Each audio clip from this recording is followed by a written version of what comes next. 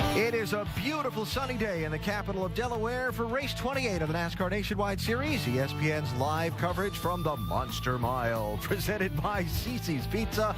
Let's talk about the favorites today.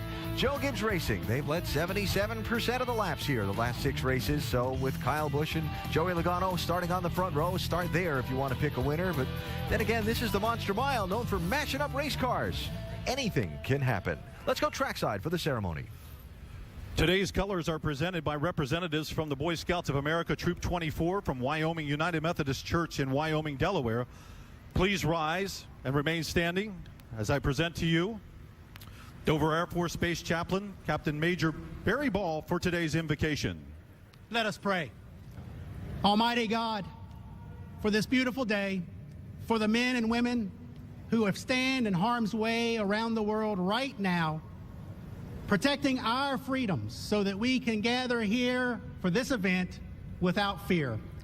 We give you thanks and praise for the drivers and the crews to be safe, and that you would present each of us as fans a rip-roaring good time. Amen. Please remain standing. She is nominated for 2 Inspirational Country Music Awards, Best New Artist and Female Vocalist. Nashville to you, recording artist Emma Jacob. Oh, say, can you see by the dawn's early light what so proudly we hailed at the twilight's last gleaming, whose broad stripes and bright stars through the perilous fight o'er the ramparts we watched were so gallantly streaming, and the rockets' red glare, the bombs bursting in air, gave proof through the night that our flag was still there. Oh, say does that star-spangled banner yet wave o'er the land of the free and the home of the brave. Race fans, Emma Jacob. Saw the flyover from Dover Air Force Base just up the road from the racetrack. They have been very busy being deployed around the world in various theaters, and we're certainly glad to have them be part of the festivities here at the Monster Mile today. You know, when you look at the numbers, it's just 200 miles on a 1-mile track, but they're 200 very tough miles. Who'll find trouble? Who'll drive to victory? And will an all-time series record be set? The engines fire in Dover next. NASCAR Nationwide Series at Dover is presented by Cici's Pizza, home of the endless pizza, pasta, salad, and dessert buffet. And in part by Kingsford Charcoal. Tailgate at home with Kingsford Charcoal and own the concession stand. And Verizon. The signal is yours. Wield it to transmit anything you want. Verizon. The Monster Mile in Dover, Delaware, where the NASCAR Nationwide Series is ready to go 200 very tough laps on a hot first Saturday of fall. Before the engines fire, we go to pit road and Dave Burns. You know, Alan, so often when we talk about pit stops, we focus on the pit crews. But here at Dover, the drivers have to come from 150 miles an hour going around the track to one of the slowest pit road speeds on the circuit all year long. That transition is tough, and during practices this weekend, we've seen drivers actually practicing that transition to get to pit road. Get it wrong, and the pit stop that loses the race could be on the driver. Alan? Well, something to keep an eye on as we go through the day. Thank you, David. So as we get ready to go, follow me on this one, Brad. We're going to tie all the physical themes of this Dover facility together. The stock car oval, the horse track, the casino, all into one line. Ready? We turn it over to our trifecta in the booth, who are definitely all in and bear no resemblances to the monster in any way. Marty Reed, Dale Jarrett, and Andy Petrie, gentlemen. Thank you very much, Alan. It's great to be back with everybody. Hello again, and welcome to what is going to be a very interesting day. 5th time this year in 2010 that JGR, Joe Gibbs Racing, has swept the front row, and it's the 2nd time this year at Dover. Yeah, these guys are just fast. These are the type of racetracks that they really excel at. They're pretty good everywhere, but you get on these 1-mile high bank tracks where you carry a lot of speed. These two guys are going to be battling for this win. Kyle trying to get that 11th victory. Joey trying to get his first win here today at Dover. And the points battle is in the 2nd row, although it's not that big of a battle because Keselowski does have a big point lead. And Carl Edwards, he's got a really good car here. I was noticing in the practice session where in the short runs he could really go fast. I mean, if it comes down to a short run at the end of this race, I think Carl Edwards has a good shot at beating those Gibbs cars. And Keselowski, he had a really good car in the spring race in the first half of the race, but he just didn't have a good car at the end of the race. So if he can hold it together the whole time, he might have a shot at it. Well, there's one other thing we have to sort of zero in on. This is one of our shorter races. Yeah, 200 miles here, 200 laps goes by pretty quickly. So as a driver, you have to give really good information, knowing you're not going to hit pit road very many times to make any changes. And when you do hit pit road, the crew chief needs to make big swings at it. They got to make sure that they get 2 times they maybe get their hands on that car. They've got to make those adjustments count if they're going to get their car in contention at the end of the race. All right, we've got 20 seconds. Give me 2 picks out of the top 5 nationwide only drivers. Well, I like Jason Leffler. I think just from an experience factor, I believe he's going to have a good shot at it. Yeah, Trevor Bayne knows how to go fast, and he needs to do it here today. All right, let's go trackside and get today's race started. And here to give today's command, the co-founders of GT Vodka, Brian Gregg and Paul Sachs. Race fans, GT Vodka welcomes you to the Monster Mile. Let's turn it up. Drivers, start your engines.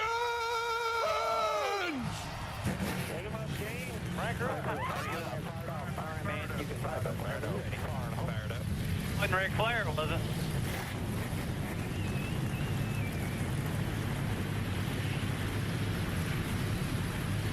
Only one, but it's okay. I can hear you guys.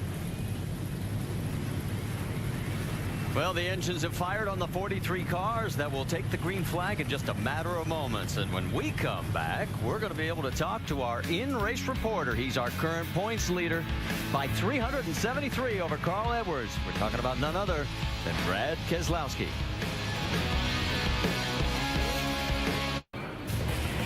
Earlier today, qualifying, Joey Logano picked up his 2nd career pole here at Dover, 12th in his Nationwide Series career, and he'll be leading the field as you see across the top of your screen. We'll give you the starting grid. 5 cars did not make the field. Stephen McCurley, Alan Tardif, Donnie Neuenberger, Matt Carter, Kevin LePage. 2 are going to be going to the rear. 26 of Brian Keselowski for an engine change, and the 27 of Drew Herring for an engine and backup car. Let's talk to our in-race reporter, Brad Keselowski. DJ? Hey, Brad, Dale Jarrett, the ESPN. Do you have a copy? Yes, sir. Hey, Brad, our first question comes from our ESPN mailbag, and Kathy from Pepperell, Massachusetts asked, with 8 races left in the nationwide season and a points lead of 373, do you race conservatively to focus on the championship or drive aggressively to pursue more wins? I think right now, the driver's title looks really good, but the owner's title's up for grabs. And my team's worked really hard to get that. So, we're still just a little bit behind. I think we're like 30 points or something like that. So we've got work to do still. And, in our eyes, we don't have the points lead. We still want to go out there and win owners. Hey, Brad, we know that in the past here and how difficult this place can be because of the banking on those right front tires. When you're up there in the front racing aggressively, air pressure low, knowing that you have to take care of that, but you want to go fast, how do you balance that as a driver? Really hard. You have to build a pace up and know how hard you can push your car without causing problems. Seems like the first run in this race, there's always that one guy that blows out a tire, so you try not to be that guy. So thankfully we've got good cars here. Our Ruby Tuesday Dodge Chargers have been great all year, reliability-wise and everything else. So hope I didn't jinx us, but it's been a lot of fun, and Dover's a fun place for us to race, and we'd like to get to victory lane and have some fun with all of our fans and invite them to come join us at Homestead if they can win the RubyTuesdayRacing.com challenge. Great time for all these fans. Really appreciate their support. All right, Brad, thanks for talking with us. You go have a lot of fun today. We'll follow you. Now Andy's going to talk to your crew chief, Paul Wolf. Hey, Paul, Andy Petrie in the booth. You have a copy? Clear, Andy. Hey, Paul, you guys had a really fast car, great car, the first half of the race earlier this year in the spring. The second half, not so good, though. What have you done to this car to make it where it'll stay fast all the way through and get the win? Oh, I don't know. We worked real hard. The bad part is we weren't able to put our finger on anything what happened there. So it'll be a challenge today. Just need to keep up with the track. It's much hotter than it was here in the spring race. So we'll be working hard here today all day to keep the Ruby Tuesday Dodge up front. Hey, Paul, we've heard the guys talking about the rubber buildup on the track from the practice session. What do you expect? How do you expect that to change the track of the car? Well, it's kind of weird here the way the rubber lays down, and then it seems like under caution some of it comes back up. So it's always a challenge to keep good ride quality in the car here at Dover on this concrete. So we feel like we had a good practice yesterday, and we'll continue to work on our car all day today. Okay, Paul, thanks for talking to us. Maybe we'll check back with you later in the race, see how it's going. Good luck. All right, thank you. And we've got 8 onboard cameras for today's race. We'll start off with Danica Patrick, along with Justin Allgaier, Brad Keselowski, we've already talked to as our in-race reporter, Jason Leffler, Carl Edwards, Stephen Wallace, Trevor Bayne, and making his 375th Nationwide Series start, Mike Wallace. Let's get the latest from pit road. Vince Welch, you're up. Justin Allgaier, Trevor Bayne, they are both young, high-profile, nationwide-only series drivers, and they're both top 7 in points. Yet they both have futures that are a bit unsecured despite that success. Penske Racing has told Allgaier he can look elsewhere, and Bayne was shocked to find his seat wasn't even in the car when he arrived at the Diamond Waltrip shop on Wednesday. So the fortunes for both Allgaier and Bayne would certainly be bolstered with strong runs here today. Dr. Jerry Punch? Well, Vince, back in 2007, Carl Edwards earned the nickname King of the Concrete because he won 4 times on concrete surfaces. But since that time, it's been a long dry spell for Carl. 19 races on concrete without a win. So if not Carl, who is winning? How about Kyle Busch, who has 5 wins on concrete, 2 of the 10 this year? And if he can pull it off today, Kyle might just cement his new nickname as Concrete Kyle. Jamie. Well, Doc, when you look back at the last 10 concrete races, it's Brad Keselowski who's the top performer. His average finish is 4th. And oh, by the way, he has 1 win here at Dover. On the flip side, Joey Logano, he may not run a full schedule, but 4 of his 7 wins in the last 2 years in the Nationwide Series came on concrete tracks. He's a 2-time pole sitter here, leading the field to green, but he's still winless at Dover. Marty? All right, thank you, Jamie. Our over-the-wall reporter today is going to be the Jackman for Eric Darnell's number 16 Ford Fusion. It's Will Sturgill. You be safe down there today, Will. And as we take a look at the track facts, the high banks here, I mean, they're even banked on the straightaway. Yeah, this is a tough racetrack, and yeah, that banking in the corner can create problems for the tires, but the straightaways create problems if something happens in front of you. You can become a part of it in a hurry. So, well, we've just added 1 more lap, according to NASCAR officials, so it gives us a brief moment to talk a little bit further about, and Andy, you're already waving at me. Well, it's just a short race. You know, you think about this thing's 200 laps around here, and it goes really quickly, you know, especially for the Cup drivers. It's hardly a sprint race for them, and making those adjustments and getting that car right. I know we talked about at the beginning of the show, but it really is important to make those pit stops count. 14 double-duty drivers in the field as we are getting ready to go racing here. Now, let's check in on Kyle Busch. There may be a potential issue. Let's listen in. I take it you changed the cool box? Yeah, 10-4. Okay. There's something wrong with the wiring, with the car, with something, because it was worked for about 2 minutes, and now it's blowing hotter than outside air, so it's done.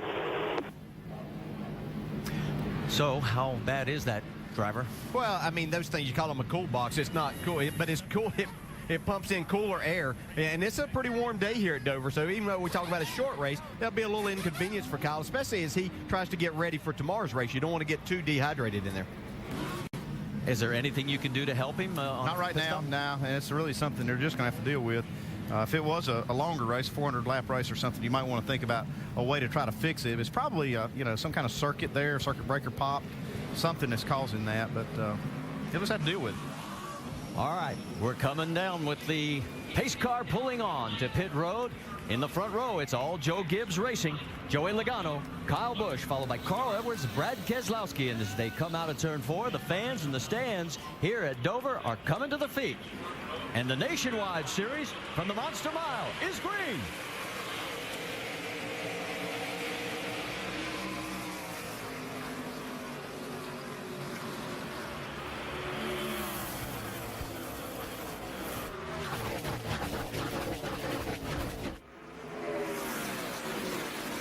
wide, way back in the back of the field. Up front, it's Joey Logano with Kyle Busch right behind him, along with Carl Edwards. Yeah, we heard Joey Logano say after he won the pole, he was trying to decide whether to take that inside or outside on the start of this race, and he showed that the inside was the way to go. Paul Menard has Reed Sorensen right on his right side as you look on from Trevor Bayne's point of view.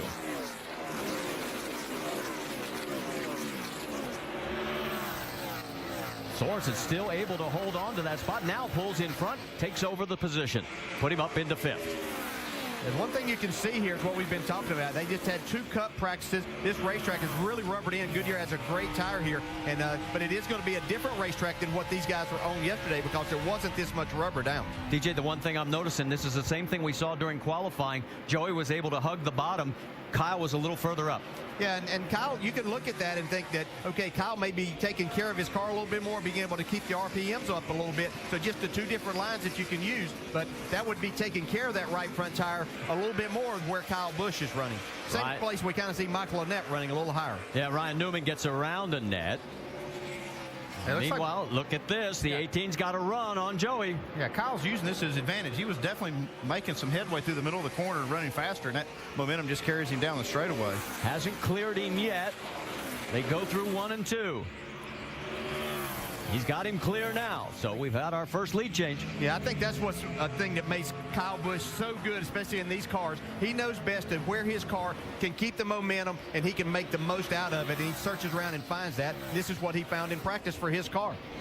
Let's move back a little bit further in the pack. There is Kevin Harvick on the inside of Justin Allgaier, and that is for 8th position. See, Kevin wanted to get that inside and try to make a run, but you have to be really careful here.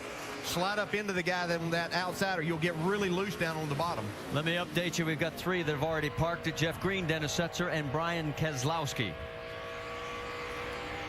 See Harvick trying to make that run again on Allgaier. Gets right to his bumper there. Maybe a little tap. Speaking of Kevin tapping in final practice for Sprint Cup tomorrow, he and Denny Hamlin had some issues. We'll see more about it on NASCAR Now. See, Kevin just not able to carry that momentum out of the corner.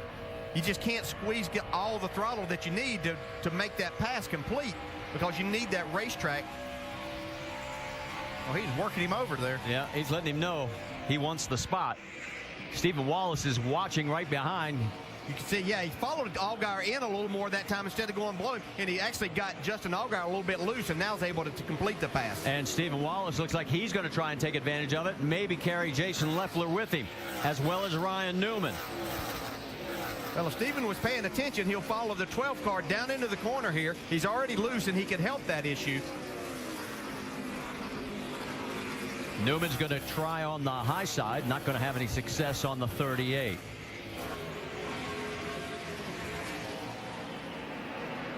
Looking back a little further in the field, there's Danica Patrick. Started 42nd. She's moved up to 35th.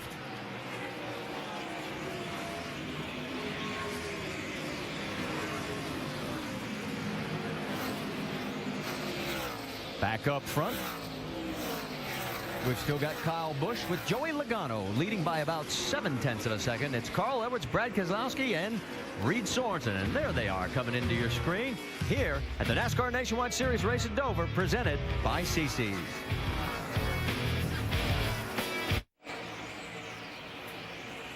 Make sure to go to Goodyear.com to check out Goodyear Support Our Troops program. There you can send a thank you message from a NASCAR driver. Enter for a chance to win a 2011 Ford Taurus and other great prizes. During the commercial break, you can see Kyle Busch is managing to cut his way through the field. He has put down a lap. Danny O'Quinn, Kenny Wallace, Mark Green, Eric McClure, Danica Patrick, and now Michael McDowell. Johnny Chapman is the 4th car behind the wall. On board with Danica, she is getting passed now by Carl Edwards, who has moved past Joey Logano for 2nd. Jamie Little. Well, you saw Danica Patrick just went 1 lap down. I talked to Tony Eury Jr., crew chief, this morning, and he said, we expect her to go at least 4 laps down here. He said that's normal for a rookie. Even though Danica doesn't want to hear it, that is what they're expecting. She just needs to ride around, learn the track, and get comfortable. The one thing they want Danica to learn, though, is how to run low on the track right above the apron. She's not sure of where her car is yet. She's still about 5 feet too high, and that's where she's really getting beat in these corners, guys. Well, this time she's down a little bit lower from the onboard perspective. Yeah, there's an art to doing that, too, and that's what makes it difficult, something you don't just pick up, because you can say, okay, run around the bottom, but as you power up and try to come out of the corner, most of the time you're going to find your car really pushing, then you're going to have to lift out of the throttle, so there's a lot of work in trying to do that. Now, if you're wondering what's happening to Justin Allgaier, he's dropped from 7th, his starting position, down to 14th, and we can show you what one of his problems is. Well, this thing's driving evil. You can see right here, man, almost crashed the car. Stephen Wallace passes him. He did. He just hit anything. It's the view from on board Stephen Wallace. Vince? Come on. Good job. Good job. Keep coming. The amazing thing about Justin Allgaier is his crew chief, Chad Walter, said he thought this was the best 12 car they'd ever had here at Dover. But right away, Justin was on the radio saying it's really tight in, no side bite, and loose off. And reminding him, try to drive it out the front window and not be focused on those mirrors because they were stacking up behind him. Got to believe that's a little easier said than done, but he definitely has his hands full early. Other than those 3 issues, the car's running great. I'll tell you, the car really looks, twitchy, loose. You see it very unpredictable. And you can see the throttle. He's just really having to work the throttle. He's not able to get because of how loose it is there. And that could be coming from having a lot of wheel in it because of the tightness. But he just can't give it any gas and create any speed. I can tell you now that David Gilliland has also pulled off the course, as well as Josh Wise. So now a total of 6 cars behind the wall, and Brian Keselowski is officially out of the race. All right, let's take a look from high above. There is race leader Kyle Busch. 2 seconds behind is Carl Edwards, and there is Carl with some lap traffic. And then another second or so back is Joey Logano with Brad Keselowski and Reed Sorensen rounding out the top 5. So we're working lap number 24 of 200 here at the Nationwide Series race at Dover, presented by CC's Pizza.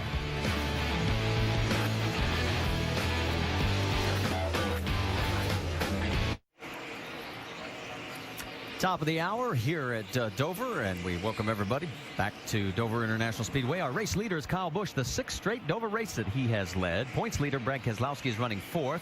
Danica Patrick has moved up 10 spots to 32nd, although she is a lap down. And of course, Kyle Busch, the race leader, as he's slicing and dicing through this field, 1 win away from setting a single season win mark. His lead over Carl Edwards is 2.2 seconds. Joey Logano is a full second behind Carl. Let's get an update from pit road. Dr. Jerry Punch. We mentioned Carl's got a brand new crew chief here, Mike Bean, the veteran that's been doing the R&D for Roush Fenway, taking over on the pit box. And Carl himself is having an issue as far as communication is concerned. Let's listen in.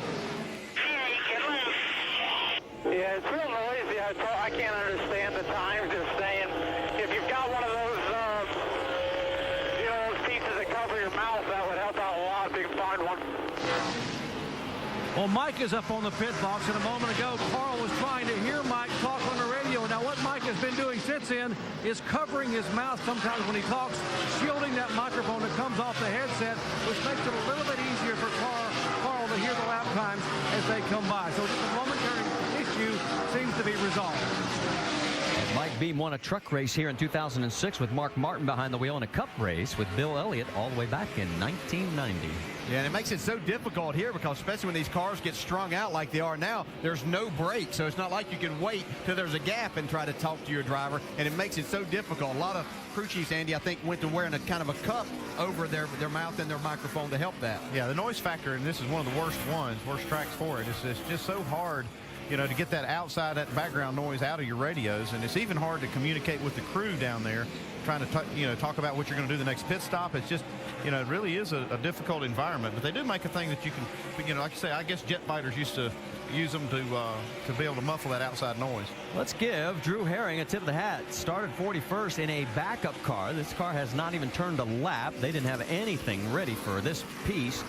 And he got in the wall in qualifying, comes back, and right now has picked up 13 spots up to 28th position. Youth is doing well.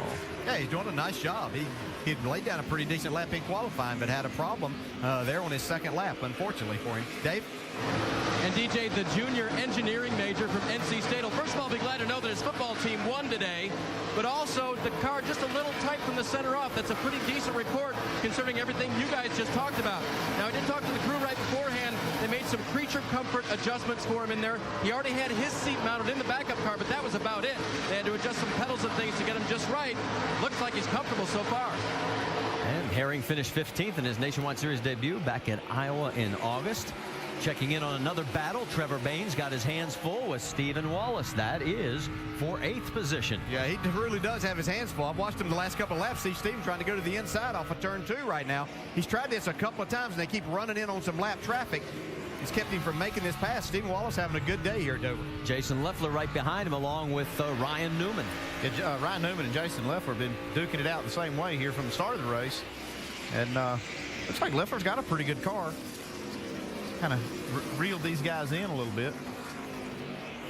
They're going around Mark Davis. Mark is a lap down right now in the 23 in 28th position.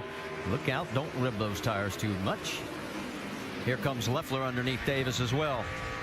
And you can see how it's easy for someone behind you to close in. You catch a car, what you would call at the wrong spot, like coming off the corner where it has to kind of hold you down. You can't get wide open, so it lets that car close in. But Jason Leffler doing a nice job, Dave.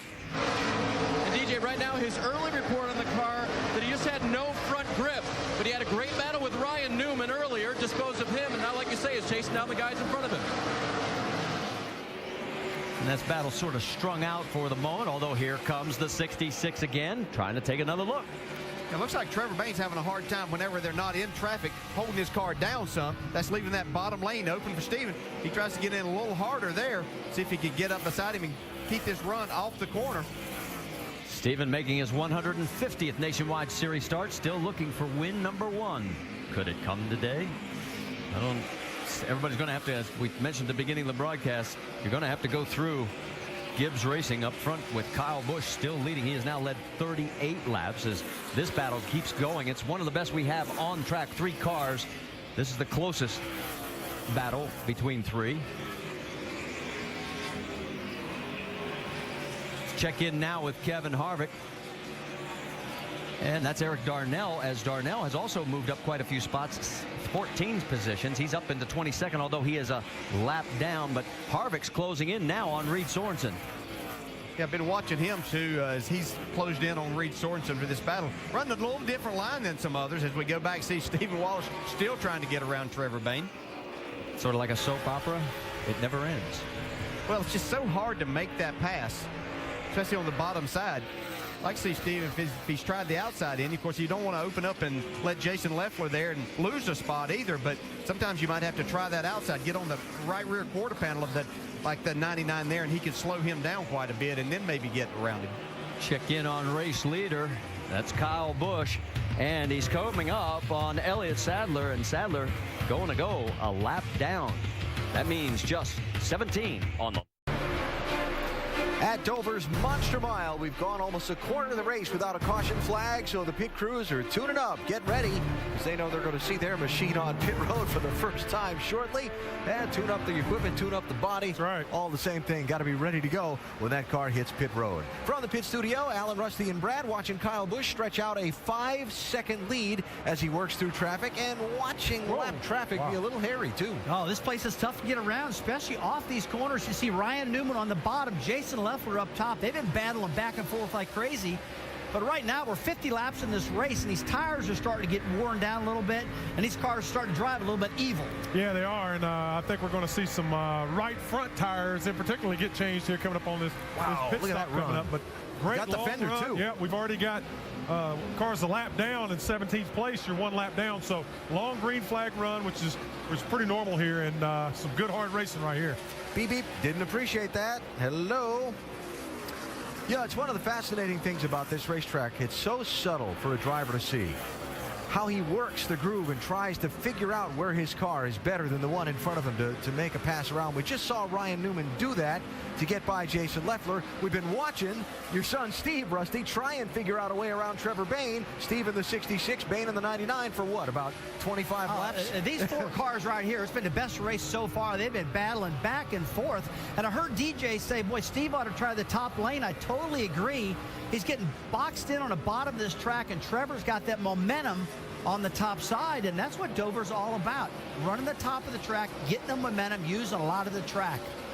Good fight on the right side of the screen for 8th, 9th, and 10th positions. Meanwhile, we talked about Justin Allgaier. His car has just gone a lap down from starting in 7th position as he continues to struggle and fight with that machine and desperately hope for a caution. Just doesn't want to be the caution. Yeah, I mean, that race car is really evil today. He is loose everywhere, and he's just trying to hang on so they can get down pit road, make some adjustments on it, tighten that thing up, and give him 4 good, fresh Goodyear Eagles, and let's see if he can get back in the mix. Didn't take long for Kyle Busch to disappear from the front view of Justin Allgaier's car. How about that 18, Doc? Yeah, Alan, we've talked about how rough this place is on tar and driver, and even our leader. So listen in to Kyle Busch's radio here a moment ago. Ask me about the shocks after the race.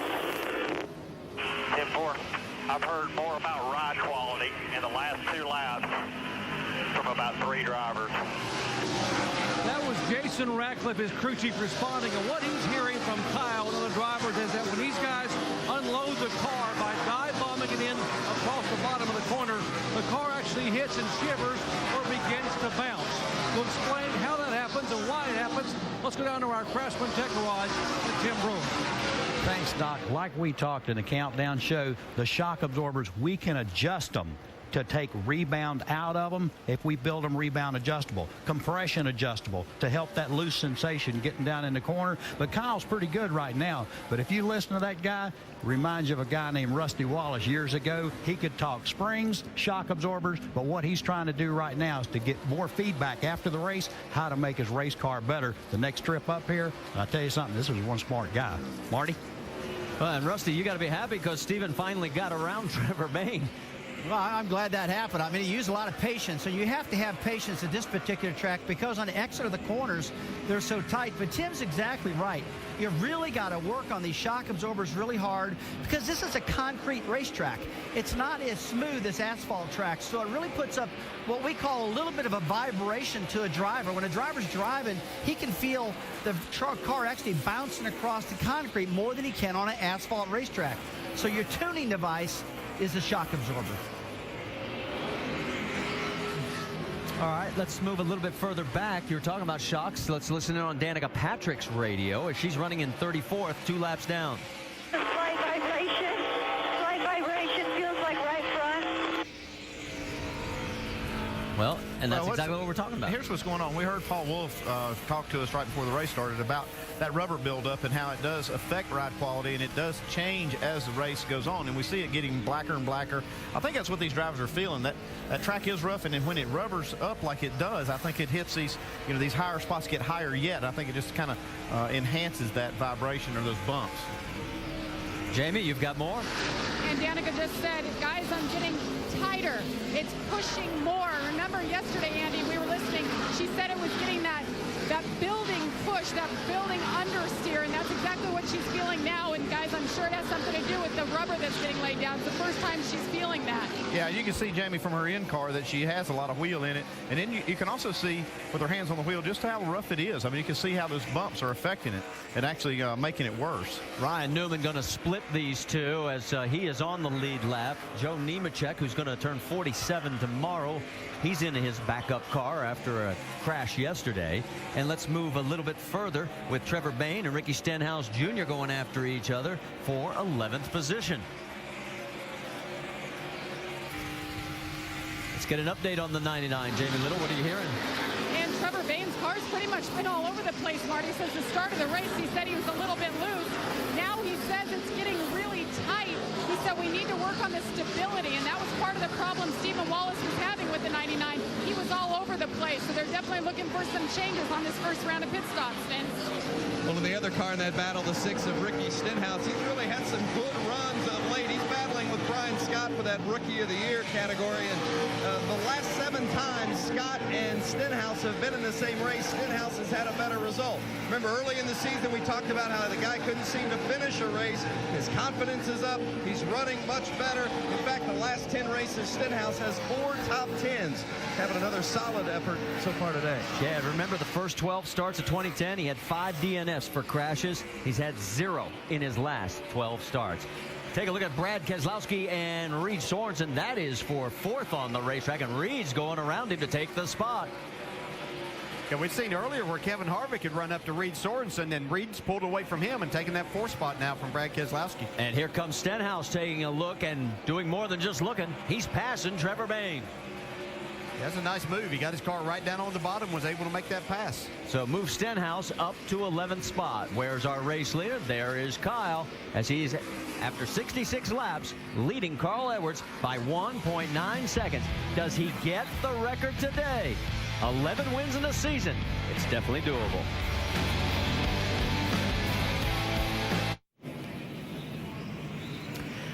We're on to our first caution here after we've completed 71 of 200 laps at the Monster Mile. And remember Brad Keselowski in Countdown saying, usually the first caution's by a right front tire and you don't want to be the one to have that happen to you. Well, it happened to Danica Patrick. She was running in the 34th position when this is what happened. She got real high in 3 and 4. Probably not sure exactly what's going on, and then bam, there goes the tire. God, that's a pretty hard lick. Definitely put her out. Yeah, the last few laps should have been even higher and higher, and that tire was probably going down somewhat, and then just lets go as that loads up coming out of 4. Well, obviously it blew. Yeah, it blew. Well, it'll be interesting to see what her thoughts are on the day today. Certainly not what she wanted. She wanted to finish the race, but that's not going to be the case. Only 14 cars still on the lead lap. We will get Brendan Gaughan back on the lead lap for 15 as he will get the lucky dog. Pit lane is open and everybody's in, including Reed Sorensen. Vince? He started 6th, then he's up a couple of spots to 4th, but he says it's just a little bit too free, so they're going to give him a track bar adjustment to snug him up, and also an air pressure adjustment. 4 tires. Jerry Punch. Kyle Busch said the car got tight. They said, let's not change anything, just 4 tires. Meanwhile, Carl Edwards, they're going to go down a half a round with track bar. He is snug in the middle of the corner. Jamie. Joey Logano, 1 round of wedge, 4 tires, Sunoco fuel. He comes off pit road 2nd, gains a couple of positions, guys. And in our Nationwide Insurance race off pit road, you can see those that gained the spots: Logano, Keselowski, Stephen Wallace. Those that dropped included Carl Edwards, Reed Sorensen, Ryan Newman. So our first caution of the day comes out after 71 green flag laps. Stay with us. We'll get it all cleaned up and start it all over again.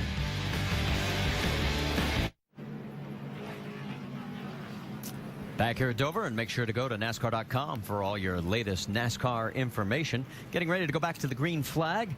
And Danica Patrick back in the garage area. They'll try and put that car back together, see if she can get back out. We don't have a final update.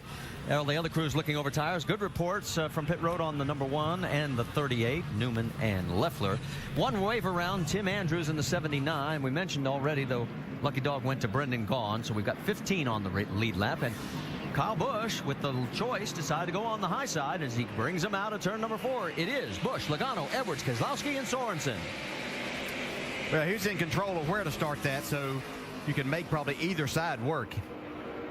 Boy, Sorensen and Wallace almost had some contact. Also keep an eye on Ryan Newman. He's looking a little racy back there as well. Well, these restarts are always exciting for these guys. See, there's Ryan Newman racing with Brian Scott in the 11. Don't forget, Ryan Newman finished 2nd here to Kyle Busch in the May race. That was his first Nationwide Series start of the season. Carl Edwards working over Joey Logano for 2nd. Yeah, and Kevin Harvick trying to take that 4th spot away from Brad Keselowski is able to do that. And Harvick, remember, he was much further back, but has slowly pecked his way back up here. As he is right behind Logano, who has been passed by Carl Edwards. And right before we had the caution, Andy, you were noticing, and so were you, DJ, about how good Carl was looking. Yeah, you know, I said at the beginning of the show that Carl Edwards looked good in practice in the short run. Actually, the long runs where he really looked good, because at the end of that one, he had actually run down Kyle Busch by more than about 3 seconds.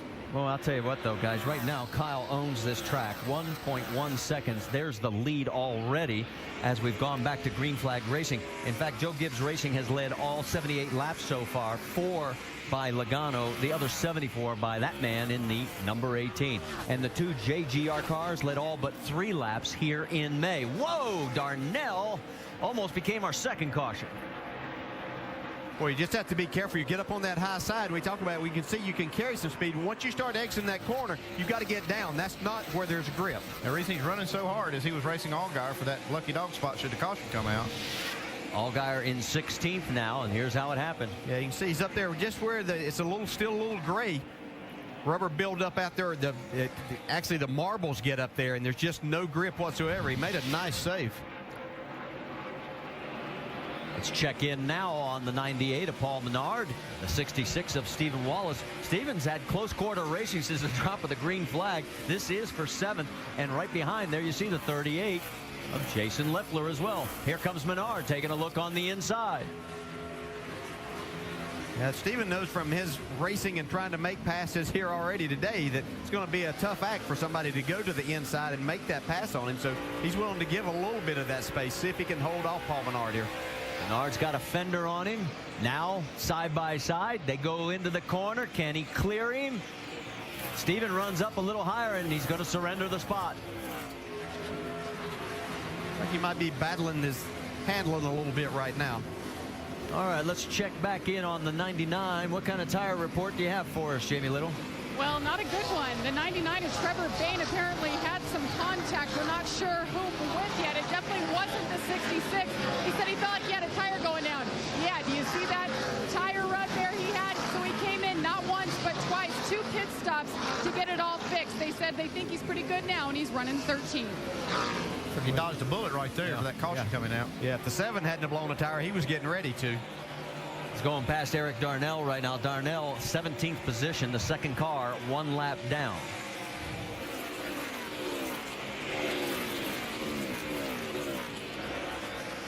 We're getting word from NASCAR that the 04 of Jeremy Clements is being posted, that he has a stuck vent open. I'm not quite sure. Yeah, that's a fuel vent where it's got a little valve in there that keeps that fuel from sloshing out of there when it's completely full. And if it sticks open, it'll actually leak out of there, almost siphon out by the air going by. Valve.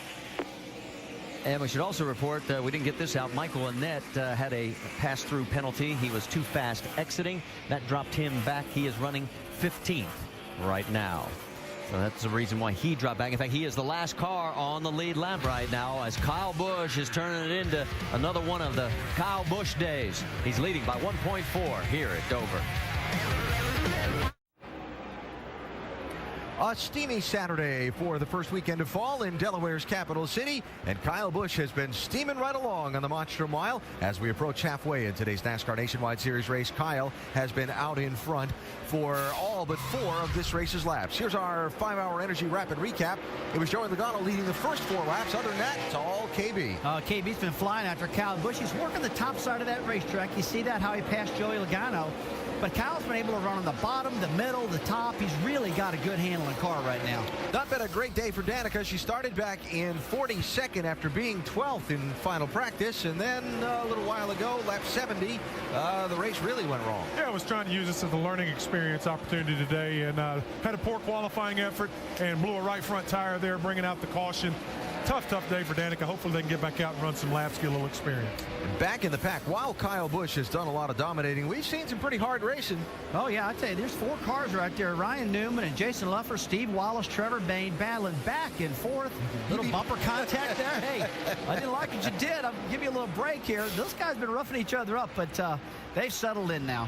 On the lead lap right now, there are 15 cars.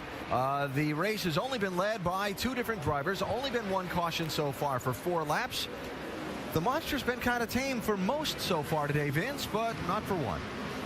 Well, certainly was a difficult go for Danica Patrick, as you see her team working feverishly on her car. Spent a lot of time up above the groove, really leaning on that right front. You heard her talk about the vibration that she was experiencing. Spoke with crew chief Tony Eury Jr. just a moment ago. He said, we'd like to get it repaired enough to get her back out and get some laps. That's why the team is working so hard. Danica says she'll wait until after the team determines whether or not they are going to return before talking to the media. So right now, working on the car, trying to get Danica in the 7 back out, Marty. All right, thank you, Vince. As you see, Kyle Busch putting Kenny Wallace another lap down. Kenny running 29th position right now, and that'll put him 3 down. Look at 13th, 14th, and 15th. You got Brendan Gaughan, Michael Annett, Brian Scott, all in this mix, and Annett trying to get underneath the 62. Yeah, Michael Annett's had a very solid day. He was running up around the 12th, 13th spot before that caution came out, and then had the pit road speeding penalty. Had to start at the rear of the back there after his pass through, and so he's tried to make up some ground here. Having a good solid day. Brendan Gaughan's having one of his best days in quite a while. Annett chasing that car pretty good, though. Yeah, if you're still on the lead lap here with the pace that Kyle Busch is setting, you've had a pretty solid run so far. And Brendan's had DNFs in 3 of his last 7 races. Let's check in on the 6 and the 99. A few sparks coming off of Trevor Bayne's car. That is for 11th on the racetrack.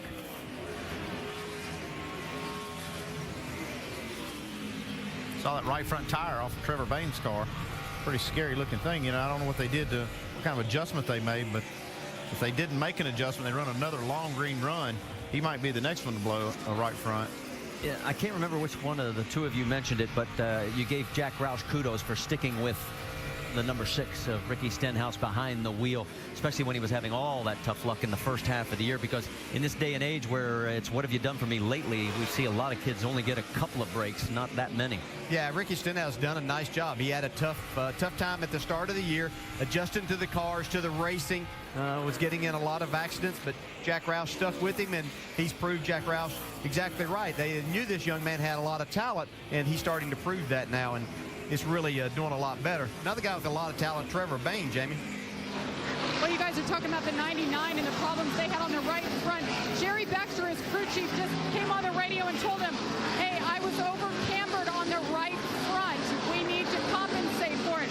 So more on that. Let's go to the Craftsman Tech Garage with Tim Brewer. Tim, what exactly does that mean, and what can they do to get the car right? Jamie, it's going to be a really severe change, because what you have to do is loosen up the bolts right here, and what you'd like to do is eliminate about the thickness of these shims right here. And what you're trying to do is actually get the tire off of the inside, the weight off the inside, and transfer that weight. By taking camber out, you're really going to transfer the wear pattern from the inside of the tire over to the right side. But by raising the car up with this wedge bolt, you can also take just a little bit of camber out. But it's going to be hard to do without losing a couple of laps here in Dover. Thanks for the explanation, Tim. So not the kind of news that Trevor Bayne is going to want to hear. Nothing they can do right now. I mean, let's say have a caution to work on it. I mean, he's likely to be the next victim of a blown tire if they're not careful. Yeah, one thing you'll have to do as a driver, if you have that information, you can change the way that you drive the car a little bit. You're not going to want to dive it off in the corner quite as hard.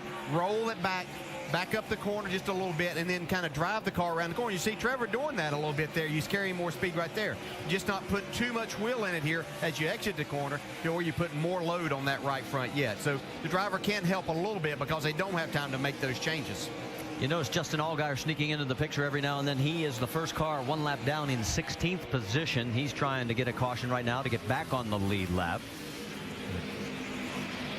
While all this is going on, they go around the 87 of Joe Nemechek. Let's listen in on the 99 radio. We're starting to lose the right front again. It's starting to chatter. All right, just take care of it. Hopefully we get us a caution here pretty soon. All right, how do you take care of it? I would just be worried about the caution being for the 99 if I was that team. Yeah. I tell you. Especially after the way that tire looked when it came off after the first caution and only caution that we've had so far. And boy, if he's taking care of it, I don't know how, because he's going right around and takes the spot away from Ricky Stenhouse. So move Trevor Bayne up to 11th.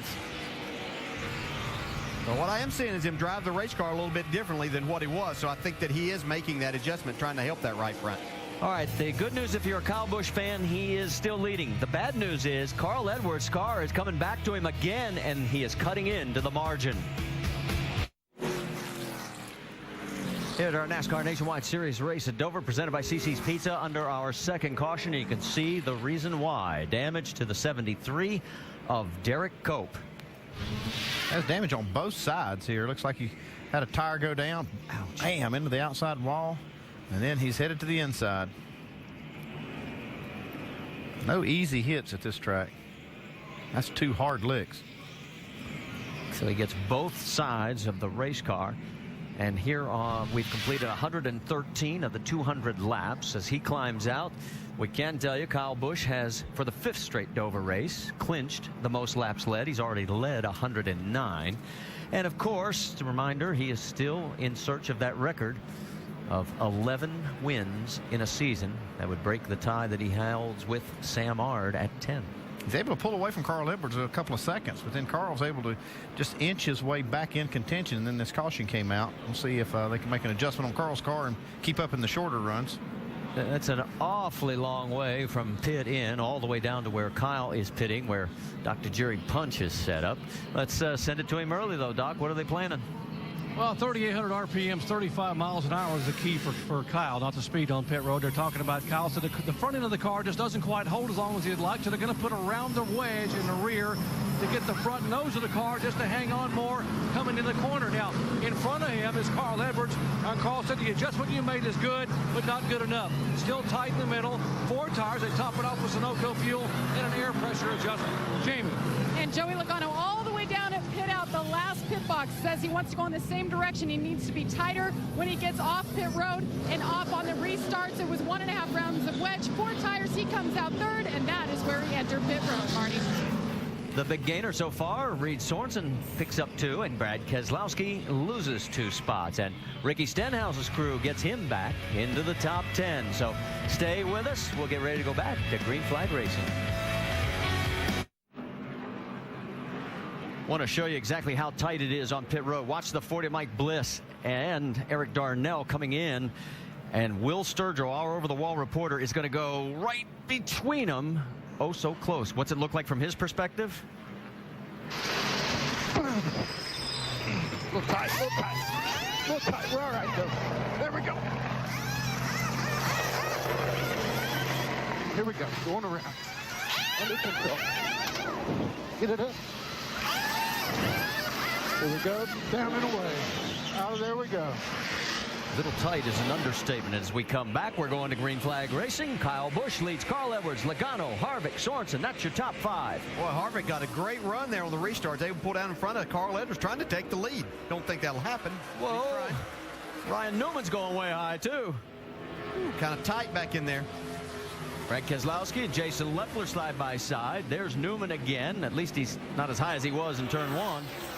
Also want to tell you the lucky dog went to Justin Allgaier. There were 5 waiver rounds. Keller, Davis, Kenny Wallace, Clements, and McClure. So you're caught up. Comes Carl. He's wanting that second spot back. He doesn't want Kyle Busch to get quite as far away as he got the last time. Yeah, that's the key thing right now. If he can just keep from losing too much time right here, this car seems to really come around after about 20 laps, and he can start running Kyle back down. Kyle makes it look so easy from the drop of the green flag, though. This has been the way it has been all day, although we have had good racing. And right there, you get another example of it a little further back. Joey Logano going underneath Harvick. So Harvick, after making the great start, starts to move a little bit backwards. Harvick just doesn't have the car today to run up there with those top 3 cars. He did a good job to try to get there, but it just not enough car to stay there. How about Stephen Wallace and his teammate Brendan Gaughan ganging up on the 22 of Brad Keselowski? They're both on the high side. Here comes the 38 of Leffler. It's almost the same thing we saw in the spring with Brad Keselowski. Ran the top 5 first half of the race, and now he's battling to try to just stay in the top 10. Yeah, they lost a couple of spots there on the pit stop, and you can see his car is just not that good once he got back in traffic. Ryan Newman, the 3rd car in that freight train. Now he's going to break off, go low, and maybe he sees something that he can sneak underneath Keselowski. Now he thinks about it again and falls back into line. Let's get an update on the 62 of Brendan Gaughan, Dave. And Marty, I think one of the things he knows how to do for sure is jump on these restarts. I had him restart in 14th, and he was already up into the top 10 by the time that first restart lap was completed. Had a tight race car. They just made an air pressure adjustment the last time down pit road. Still on that high side, and Keselowski falls in behind. Now it's Leffler going to be taking the next shot. Now this time he runs up even higher, and that opens the door for Keselowski to come right back on him. He carries the momentum, though. A little bit further back, you saw Newman's got his hands full with Ricky Stenhouse. Good 5-car battle here. Leffler getting close right there to the 22. Makes a nice run, though. See if he can complete this pass down into 1. Stenhouse side by side going through the corner. Again, Newman high through 1 and 2. And it's going to allow Stenhouse to clear him. So move Stenhouse up to 12th. Here comes Leffler again, taking a peek underneath the 22 of our points leader, Brad Keselowski. It's just so difficult to make that pass from the bottom, just where you need to really be able to power up and stay in the throttle. You're not able to do it, and the momentum of that car on the outside is able to carry him off the corner just a little bit faster. 3 of the nationwide only drivers surrounding the points leader, double duty man, Brad Keselowski. Let's get more from Dave Burns. On Jason Leffler, he has felt plagued by a couple of different things. One was that damage to the left rear from Newman early on. They've been working on that each stop. He said it felt like a parachute on the last run. They pushed it in some more this time. Also, he feels like the motor's lagging, and right there coming off the corner, even though he's going to try to complete the pass, he says it feels like I got nothing coming off the corner from that motor. Yeah, and Brad Keselowski right there was trying to set up Brendan Gaughan to get a run coming off the corner, and Jason Leffler stuck his nose in there and took that spot away from Brad, and he wasn't able to do that. Now here comes Ricky Stenhouse to pass both of them. Boy, Stenhouse with a nice move, saw the opportunity and has seized it. So move Stenhouse into the top 10. All right, let's go back to the race lead, because Kyle Busch this time does not lead by a 1.5 seconds or more. In fact, Carl Edwards has chopped it under 1 second, guys. I think the biggest thing was he was able to get back into that second spot before Kyle struck out there and got that 1.5 seconds lead on him. So he's able to kind of hang here. Lap times have been pretty close. One lap, Carl will beat him by a couple of hundredths. The next one, Kyle will come back. So they're hanging pretty steady right now. There's your top 5 after 128 of 200 laps at our Nationwide Series race here at Dover, presented by CC's Pizza. Whoa!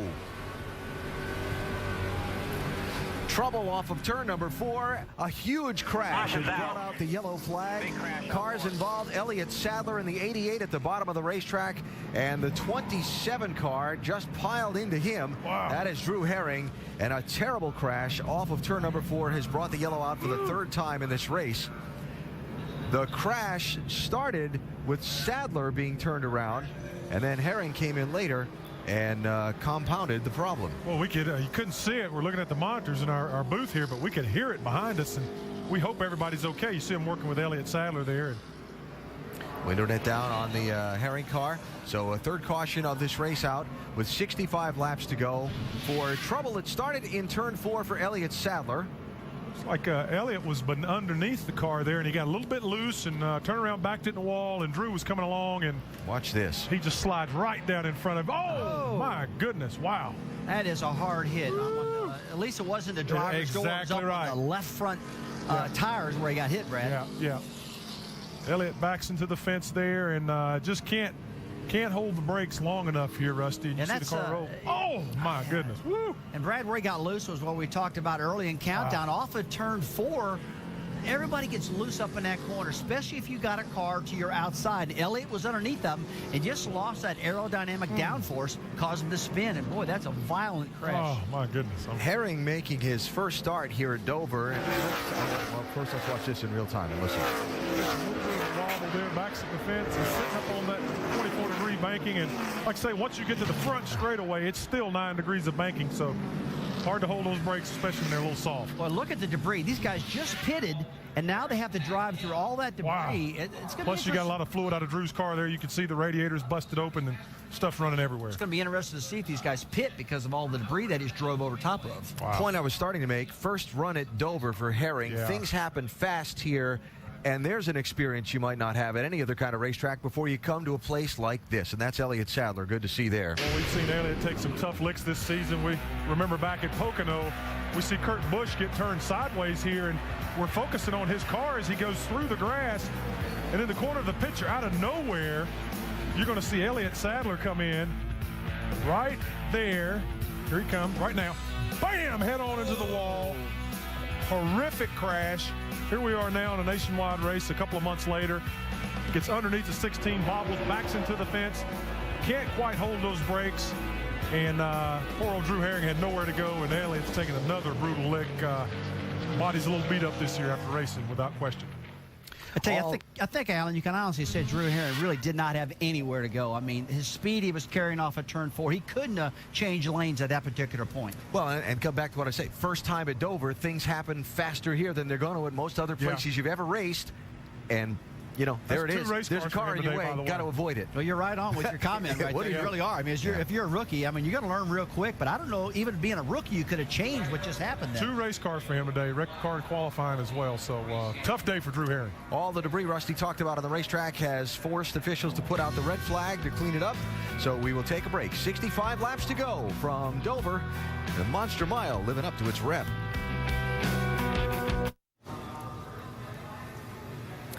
ESPN's coverage of the NASCAR Nationwide Series from the Monster Mile. Coverage today presented by Cici's Pizza under the red flag with 65 laps to go for significant cleanup off of turn number 4 after a 2-car accident involving Elliott Sadler in the 88 car and Drew Herring in the 27 car. Not just the cars, but bits, pieces, and a lot of oil and fluid, as you can see, needing to be cleaned up over in that section of the racetrack. And that is why the red flag is out. Gives us an opportunity to talk about some interesting happenings on the NASCAR Sprint Cup side surrounding the first of today's 2 final practice sessions that happened earlier at the Monster Mile. To set it up, we need to review the penalties given to Clint Bowyer. After his win in last Sunday's Sprint Cup Series race in New Hampshire, his car failed a subsequent inspection at the NASCAR R&D Center on Tuesday. The body placement on the car, not where it should have been according to NASCAR specs. Bowyer docked 150 driver points, which knocked him from 2nd back to 12th in the chase. Crew Chief Shane Wilson and the car chief Chad Haney suspended for 6 races. Wilson fined $150,000. Childress docked 150 owner points. All those penalties are being appealed. Well, naturally, when the press conferences began here at Dover on Friday, a lot of reporters were asking other competitors about the situation revolving around the Childress team. In the garage, everyone's known it for months. It's not 2 weeks old. This is something that's been going on for months. They've been warned for a long time, way before Richmond. So this is not something that, oh man, we got, you know, they just told us halfway after Richmond and going in the Loudon that our car's wrong.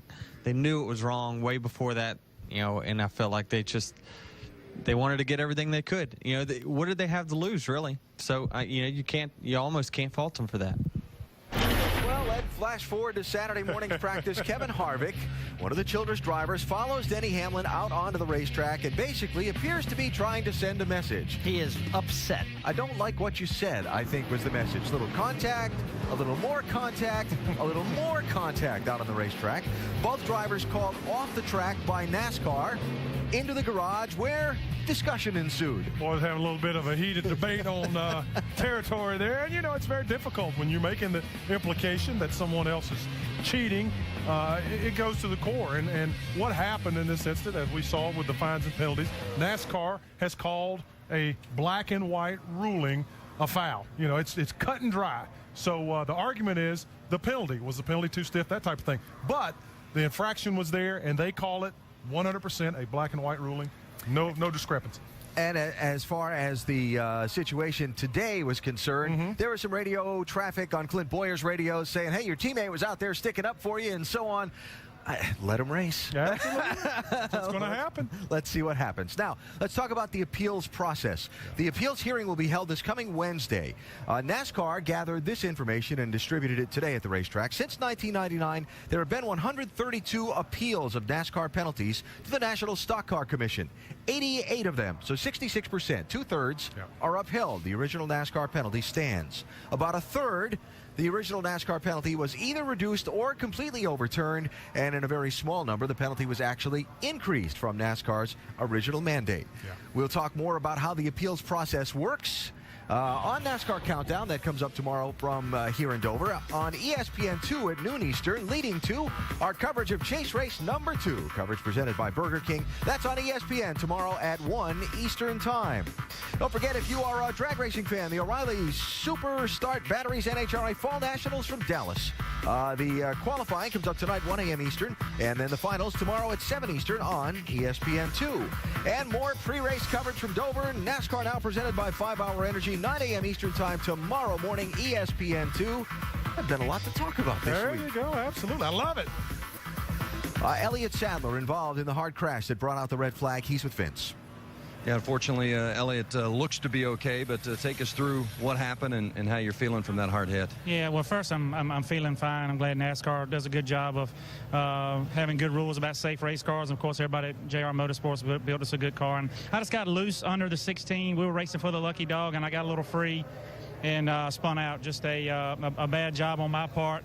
Got to apologize to everybody at Realtree and everybody at JR Motorsports, Dale Jr. guys. After I saw the 7 wreck, the last thing I wanted to do was right now to get 2 torque cars. But just glad when I got hit in the front and not the driver's door. What's going through your mind there as you see that car coming at you and you know you're going to take a lick? Well, when I spun out, you could tell I was driver's side towards ongoing traffic, and I'm watching them going, oh, man, they are coming pretty fast. So I knew we were going to get hit. I just didn't know how hard it was. So man, I hate it for everybody back at the shop, for Dale Jr., Pops, and everybody. We put a lot of effort in this race to come up here and run well, and we were a little free, and we were making it better and better and getting it, and I just hate to tear up a good race car. Yeah, glad you're okay. Alan?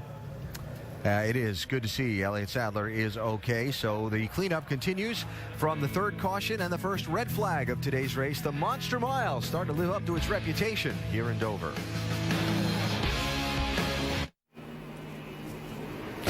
This week on ABC Saturday Night Football, number 3 Boise State looks to make another statement. Kellen Moore and the Broncos face Jacquizz Rodgers and the 24th ranked Oregon State Beavers. Saturday Night Football presented by Southwest Airlines on ABC at 8 Eastern, 5 Pacific. As you can see, cars have refired. We are back under a yellow flag condition, and the question will be, is everybody coming? And it looks like the answer to that question is yes. Everybody but Ryan Newman. That's right. Ryan Newman is the first car to stay out. And we'll tell you that Eric Darnell will get the lucky dog. That'll put 17 back on the lead lap. Let's send it to Dr. Jerry Punch. Kyle Busch coming down pit road. They were going to put 4 sticker tires on, but one of their sticker tires had a slow leak and a cut, so they moved the sticker tires away, and they're going to put 4 scuff tires on the 18 car. Now in front of him, the 60 car pitting. Carl Edwards said the car is getting better, still a little bit snug in the middle. One final adjustment on the track bar. Jamie.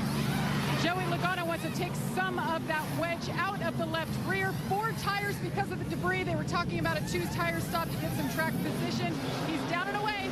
He gets down and away, guys. Gains 1 position. He is now second to his teammate, Kyle Busch. Marty? Well, good for Logano, but take a look at Carl Edwards. He's going to drop 5. 2 tires for Michael Annett. Remember, he had a penalty earlier. And you're saying, wait a minute, where's the 33? Well, just prior to the red flag situation, Kevin Harvick had this happen to his race car. Smoke come out from the cockpit. I don't know exactly what it was, but you can see right there. Definitely had a lot of smoke. He pulled it to the apron, threw his winning net down. Yeah, bad enough that he probably couldn't breathe. He's trying to get it to where that smoke would get out of there for him. Why does this happen? This is right when Elliott Sadler crashed, about right here, so he stays out on the track. So as of now, he is still in the race, albeit we'll try and find out exactly what happened. As you can see, it refired, the smoke cleared, and there he is. Just completing our 10th red flag of the season, in both Dover races have been affected. Let's take a look at what happened to Carl Edwards as he lost 5 spots on pit road. This is potentially the last stop that these teams will make, so you want to make sure it's a good one. Sorry about that. Dadgummit. A lot of racing left. Maybe another pit stop. Shake it off, guys. We're going to do better next time. All right, let's look at how it broke down, and you'll see the glaring error on the right side. Yeah, that 9 seconds on the right side. They had a problem over there with the right front and cost them a ton of time. You see that 16.4 loose spots every time. Let's go back and take a look at it. You can see exactly what happened and how costly this was for the 60 team. They're trying to beat this 18 car out of the pits. That would be a good shot for them to win this thing. So if they try to rush it a little bit right here, but you can see the right front tire changer going back, and he drops a lug nut. He has to take the time to put it back on. The official standing right there. So gets it put back on. They come around to the left, and everything's normal from there, but they have already lost their spots. So Carl will restart 8th. Ryan Newman stayed out, so he will be our 3rd different leader here today. Kyle Busch by far has led the most laps, 132. We're getting ready to go back to green flag racing. It'll be Newman on the high side, Kyle Busch, Joey Logano, Reed Sorensen, Paul Menard, Trevor Bayne, Michael Annett, Carl Edwards. That's your top 8.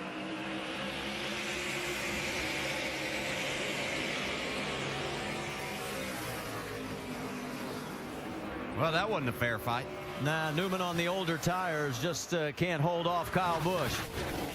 Question is, how quickly can anybody else get around Newman to try and close in on Kyle? Because here he goes. Yeah, that's going to be the key. Is he's so fast on these restarts, Kyle is, that he gets out there and gets away, and then you can't run him down.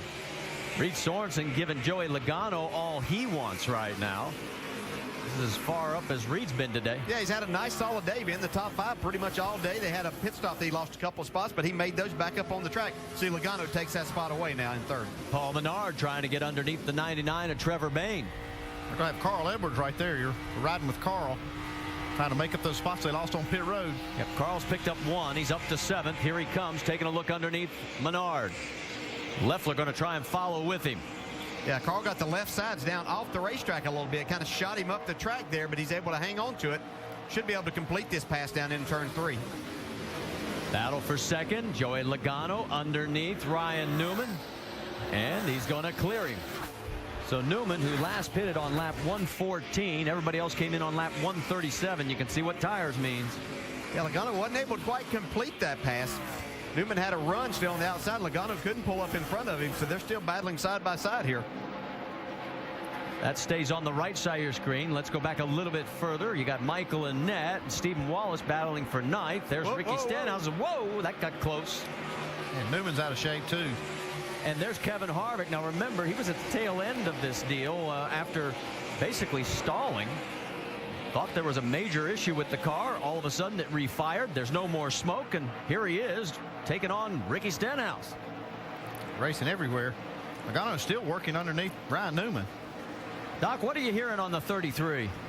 Marty, what happened is Kevin saw smoke in the car, and the car started to sputter, so he shut it off, and it was the cooling system that shorted out.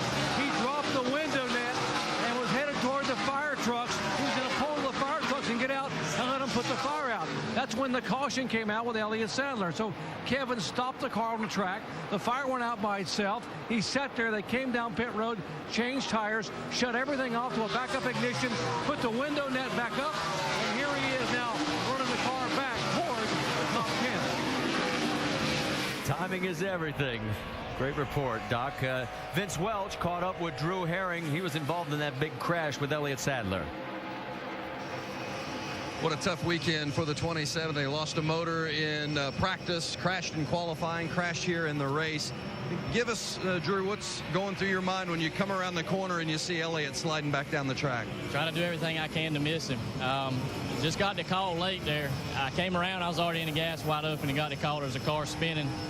Got on the brakes as soon as I saw him as hard as I could and turned hard left. He actually stopped, and the time he did, it slid just a little more, and I just couldn't do anything about it. I hate for these guys, this whole Get Loaded Ford Fusion team. They worked so hard this weekend, and definitely not the kind of weekend you'd wish on anybody. Hate it for Elliott Sadler. Those guys, I know they were kind of fighting some of the same issues we were, just trying to bide our time and salvage a finish out of today, and definitely not end up like we did, but it's just one of those days ready to get away from here, move on from it, and look for better things. So just got to keep our head high. This happens to everybody. You know, you're going to have weekends like this the longer you race, so just kind of move on from it.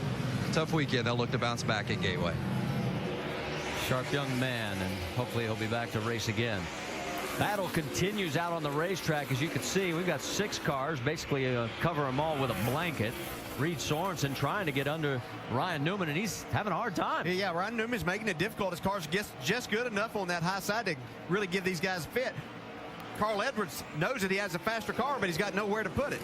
Carl has moved up to the 5th position. You notice on the right, Danica Patrick looks like she's going to get back into the car. She's 36 right now, 67 laps down and counting. She was our first caution with a right front tire blowing. All right, let's get an update on Ryan Newman, because he's actually hanging on, Dave Burns, better than a lot of us probably thought. Well, Marty, think of the things working in his favor. His crew chief told him your times didn't fall off that much as the run went on, so we think the tires might be okay.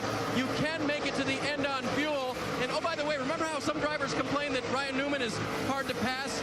That's good for track position. He is definitely hard to pass right here. His car is really loose, but he can make that outside lane work just good enough. He's got a lot of cars stacked up behind him, though, and I'm kind of worried about him getting crashed. What it's allowed to happen is the 2 guys in front of him, Busch and Logano, are now 5.5 seconds in front of this group. If you look right behind this group, they're stacked up right here. Look at this. All these cars getting bottled up behind Newman. Menard going underneath the 99 again, and there goes Edwards. This is what he needed. He is really hacksaw on the wheel, trying to get the pass done around Reed Sorensen.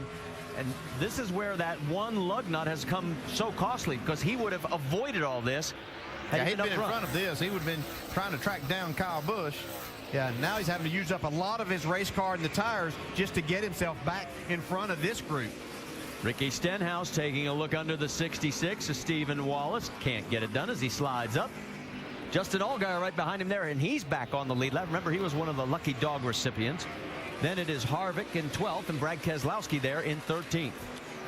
Here goes Carl taking a look underneath Ryan Newman. This is for 3rd. Well, Carl's car doesn't look as loose as what the 32 was for Reed Sorensen, so he should be able to make this pass a little easier, I do believe. The problem is, as he finally clears Ryan Newman, he is now 7 seconds behind race leader Kyle Busch. All right, Brad Keselowski, just like you pointed out, Andy, in the first race in May, halfway through the race, all of a sudden the car falls off, and here he is, mired back in 13th. Jamie Little, what's the latest? Well, by looking at the front of that car, you see the right front on him has some damage. 2 pit stops ago, when he was coming down pit road, just about to come down, he got into the 33 and had that damage. That caused him to come down this time 2 different pit stops to fix that damage.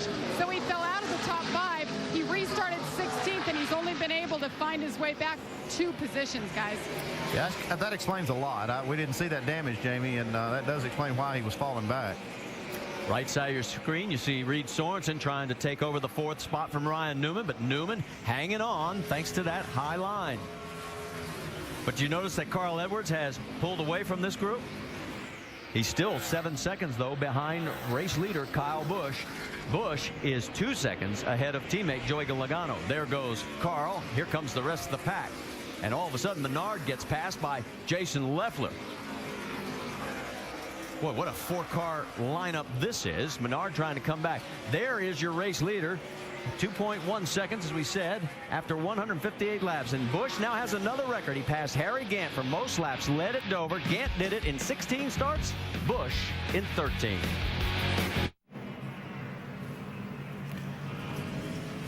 Make sure to go to NASCAR.com for all your latest NASCAR information. Here at Dover, we are under our 4th caution. Brad Keselowski spun it around after contact with Stephen Wallace. He is trying to stay on the lead lap. You can see the damage that they're trying to pull out. He has completed all but 1 lap in the 2010 season. There's the damage on the 66 of Stephen Wallace on the left side. Now, he's got damage on the right side as well. Let's go back and show you how this all unfolded. A lot of hard racing here. You see these cars lined up. Stephen Wallace having a great day, but gets just a little bit high, gets in the wall. Stenhouse gets underneath. Keselowski tries to follow him in there. Yeah, and just gets down in there and tries to get in a little hard, got a little bit loose. He's saying that maybe he got chopped off a little bit there, but that's always looks different from the seat there than what you see on TV a lot of times. But no doubt that Brad just got loose as he got down in. Well, Brad has a record of his own that is in potential jeopardy. Look at Harvick. Yeah. What a good job he does. right along with him down into the corner here. You can see Steven comes down some, but he still had enough racing room there. Easy. What happens that makes you just get your car loose with that car on the outside. Let's go on board with teammate Justin Allgaier. Clear down. Come on. Clear. Caution's out.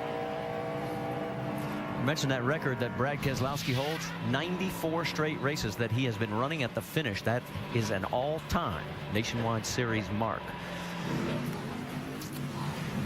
Well, we got a moment. Let's talk about our Verizon Wireless customers. They can text Champion to 43776 for exclusive Champion chats. It's content from our NASCAR Now Roundtable of Experts. We'll have one to go at the line this time by. The 40 of Mike Bliss gets the lucky dog, so that gives us 18 cars on the lead lap. And there's what's left of Danica's right front, and she is going to go back out and try and log a few more laps. She is 70 laps, or now actually 93 laps behind. That's a huge break, that caution for Carl Edwards, if he's going to have anything for Kyle Busch. This allows him, he was 7 seconds behind, so now he's closed up. He'll start right up there with Kyle Busch and Joey Logano, who will be on the front row. Yeah, he'll have to get a break here on this restart to not lose too much ground, and if he gets a good restart, he might have a shot at it. Let's get a quick update from Jamie Little. Well, guys, the team of the 7 rebuilt the right front suspension. A lot of people probably wondering, why would she go back out? It's all about seat time and experience. The plan right now, run a few laps, see if she can get up to speed, make sure the car's okay. If it is, they're going to run about 15 more laps and then call it a day. Are you going to learn anything with car laps that shape? She was having a hard time before it was wrecked, or before the tire blew, and it had a lot of front end damage. I don't think there's much to be gained and learned right here. Yeah, I don't either. I again, admire the effort of the crew to get this car put back together, but I don't know what they're going to gain from running these last, 36 laps. All right, let's talk about the starting lineup. It'll be Kyle Busch. He's got the high side with Joey Logano alongside. Then Carl Edwards, Reed Sorensen, Ryan Newman, Trevor Bayne. That's your top 6. Rounding out the top 10, it's Leffler, Menard, Stenhouse, and Justin Allgaier. And we're back to green flag racing with 35 laps to go. You see Carl's getting blocked in here. Reed Sorensen got a nice start behind Carl on that outside. Here comes Logano trying to come back on Kyle Busch off turn 2. If Carl's going to have a chance, or Reed Sorensen, they got to dispose of one or the other and get back up there, because here goes Carl. He's going to look like he's going to clear him. Meanwhile, the 99 gets around Ryan Newman. So Carl's going to try and set sail for Logano, because Kyle's doing what he's done all day long. Newman getting high in that corner. Justin Allgaier closes in a little bit more. Now Newman dives underneath the 98. Can't make it hold there. No, almost. He did a nice job. That was experience that paid off right there to keep those two from wrecking. Kevin Harvick taking a peek underneath the 38 of Jason Leffler.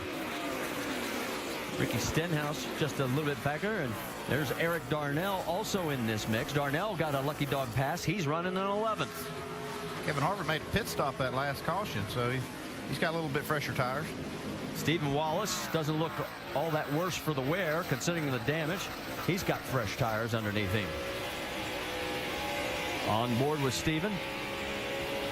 He's currently running in the 12th position. Whoa, Darnell gets loose, opens the door for the 66. Meanwhile, Allgaier's taking a peek on Ryan Newman. Remember, Allgaier's car was extremely loose at the beginning of this race. They've done a nice job of tightening this thing up for him. Yeah, it looked like it was going to be one of the first cautions because it was that wicked loose. This will test him to see just how tight that car is as he tries to make this pass on Ryan Newman. We've seen a lot of guys try this with good race cars and weren't able to make this pass. Great view from above. You can see both the passes that are trying to go. Let's go speeds at the line. See who is fastest here. Oh, we got 30 laps to go. You got Kyle Busch leading. You see Logano and Edwards now trying to chase. Let's see if anybody can make any headway. Looks like Carl Edwards had the second fastest lap that lap. It's a little bit faster than Logano. Those are the 18 cars that are on the lead lap. Lead right now 0.6 of a second over Joey Logano. Carl Edwards is 1 second back. Again, Allgaier trying to go underneath Newman, while right behind Harvick has cleared Jason Leffler. And the one thing that I can see is we've got some shade. We've got some clouds here, and the corners actually off of 2 and into 3 and a good part of 3 and 4 is under. It's a lot less hot there now, and I think some of these guys, we heard Kyle Busch talk about being tight earlier. I'm wondering if it might create a more tight situation for him as these laps wind down. Well, Harvick has now pulled up on the back bumper of the 12 of Allgaier. Here comes Leffler. Nice 4-car battle getting to shape up here at Dover. 20. He's still trying to make that run and make that pass. He's going to have to drive it down in and slide up in front of him right there. And he's going to able to do it now. And here comes the 33 of Harvick trying to ride that rail down low. That was a nice job of learning by Justin Allgaier there of what it was going to take to make that pass on Ryan Newman. He kept trying to stick his nose in, but it was the wrong place. He finally got that run on the exit of the corner to where he could carry that speed down the straightaway and put the slide job on him. Okay, the one thing I've noticed on this last restart, Kyle has not opened up that instantaneous 1.5, 2-second lead. It's 0.7 of a second over Logano and Edwards. Well, that's the first restart we've had without fresh tires. They had run a few laps, had a caution, so now these cars are able to catch back up and reset.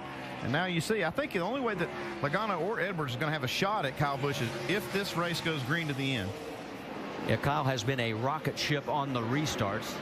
He has led 165 laps. Newman has led 5. Logano has led 4. That's it. Let's go back and check in on this battle. Whoa, Stenhouse makes an evasive move, trying to get under Darnell in the same process. Brad Keselowski in this mix, and Stephen Wallace out in front of all of them. That is 11th on back through 14th.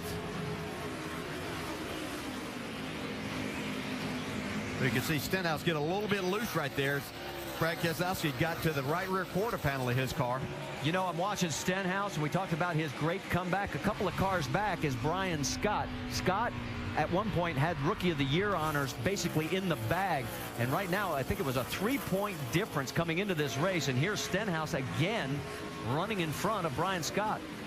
Yeah, he is doing that. I'm looking at Eric Darnell there in that 16 car. He's done a fantastic job. He's picked up 24 spots. He didn't have a good qualifying effort. He got down a lap at one point today, got that back, and now is up in the 12th spot. Well, Darnell made his first nationwide start of the season back at Richmond. He started 17th, finished 22nd in that race.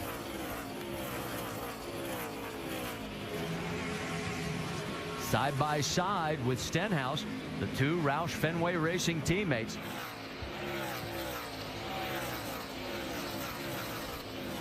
And this is where Jack Roush gets a little bit nervous when these guys start racing each other. He's seen this before earlier in the year, and they'd get in the same accident, but you can see Ricky Stenhouse takes that spot away now.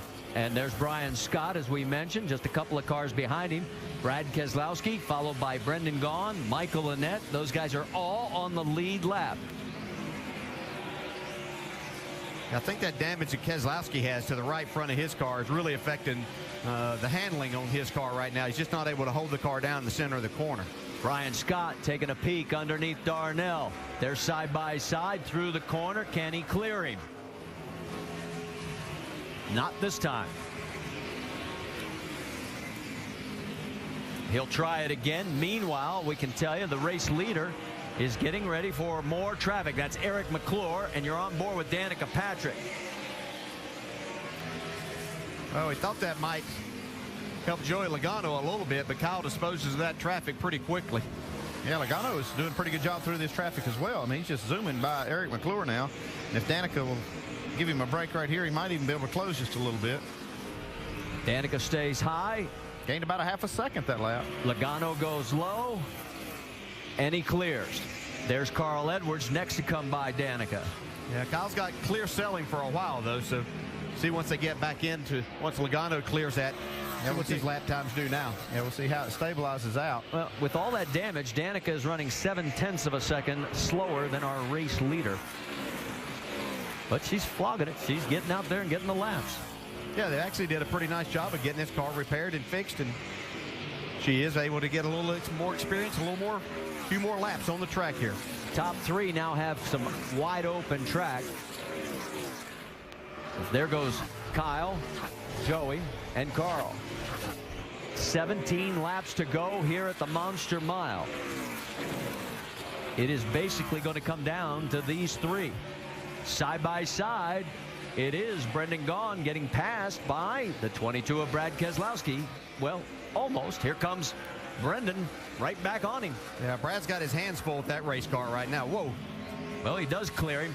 Michael Annett now wants a piece of the 62, and it looks like he's going to get it. So both those guys were recipients of the lucky dog, and right behind them is Willie Allen. Allen is 2 laps down in 20th position. Racing for ALS on the hood of his car. A great story. Not great from the standpoint of the fact that Willie lost his father to the disease, but that Willie has taken the cause up and saying, we're going to do whatever we can to raise money to fight Lou Gehrig's disease. We wish him well. Whoa, Stenhouse. And here comes Wallace right back on him. This is for 11th on the racetrack. Stenhouse is trying to get his 3rd straight top 10 finish for the first time ever in his career. And he's racing like there's 15 laps to go, which there is. That's actually 14. Well, 14 now. The race leader's just past Stripe. Yeah, but Stenhouse, he kind of got forced up there a little while ago up to the high side. He'd been running around the bottom most of the race, but he got forced up there in traffic, and so he's able to make up some time there. So he's making that high side work. He might get to the top 10. Okay, they're in clean air. Let's check the leaders. Speeds at the line. And this time by, here they come. We'll see what they have. 1, 2, and 3. Just the way they're running. Shows you the gap a little bit further back as the laps continue to wind down here.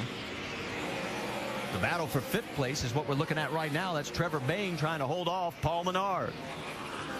I'm sure if Kyle Busch ever goes back and watches these races and listens to us sometimes, he probably think, what are those guys talking about? Thinking these guys are going to catch me. Well, every now and then they do. Yeah. 4 times they don't, though. I'll tell you what, Trevor Bayne is probably going to be counting his lucky stars when his crew talks to him about the number of close calls they had with tires today when those cautions came out right at the perfect time for them. Yeah, they did catch a few breaks in that first run. He almost blew that right front tire, but they got it off of there, and like I said, he got a few breaks after that. Michael Annett wants the 15th position from Brad Keselowski. Like he might get it. And he does. He clears him. Kevin Harvick gets around Paul Menard, so move Harvick up to the 6th position. Not too bad for a car that was headed to the garage area a while ago with smoke coming out the windows. Yeah, he came in and got those fresh tires that last caution, and he's making those work. He's trying to drive his way back into the top 5 now. Let's check on Ricky Stenhouse because he's closing on Ryan Newman. Those tires are finally starting to catch up with Ryan. He has drifted back from the race lead. He is now running in 9th, and Stenhouse is closing, and here comes Stephen Wallace as well. Yeah, Stenhouse going to try to use that groove that Ryan Newman's been using up on the higher side and see if he can make that pass. The view from Stephen Wallace.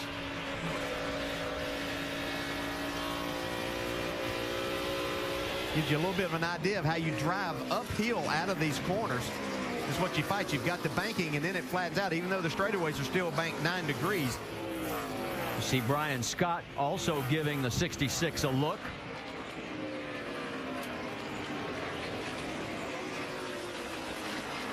Brian won the truck race here at Dover back in May a year ago.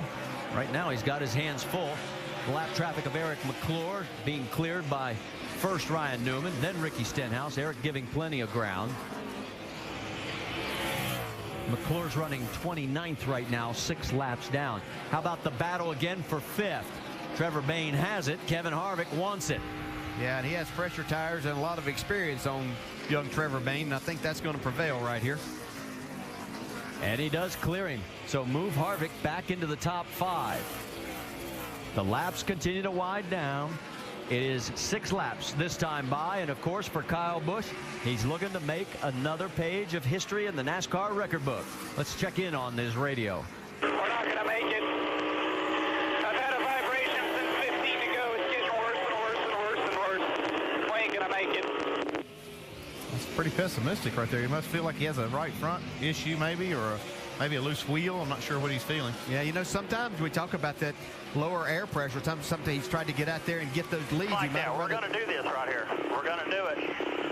Could have run it a little bit hard. You see right there, he got the left front down off the track and shot him up a little bit, but he's still running his lap faster than anybody else. Yeah, his lap times are right there, so I think he's fine. 5 laps to go. Is there a problem on the 18? There's Joey Logano. It could be another 1-2 finish for Joe Gibbs Racing in another 4 laps. Carl Edwards a 1.5 seconds behind the race leader in 3rd.